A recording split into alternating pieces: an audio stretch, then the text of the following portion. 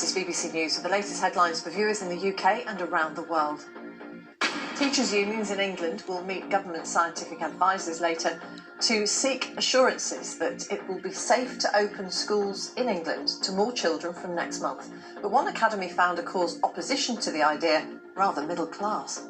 For some children, they've had digital access and they're safe and they're sound and they're being well fed through the lockdown. That's not true for many of the kids and children in our school. People in Wales will get more details from the First Minister Mark Drakeford later on how the country might come out of lockdown.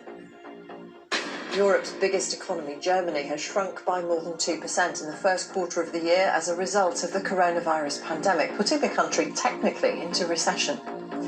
The World Health Organization says up to 250 million people in Africa could catch coronavirus this year, but says the outbreak is likely to be less deadly than in Europe and the US because of a younger population. Cafes and restaurants have begun reopening in many parts of Australia, but with limits on the number of customers allowed in.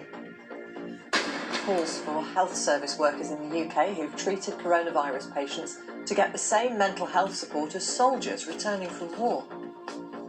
It'll be like having 15, 20 patients who are really on the edge, who are going to die in the next few hours if you don't do anything every 12 hours.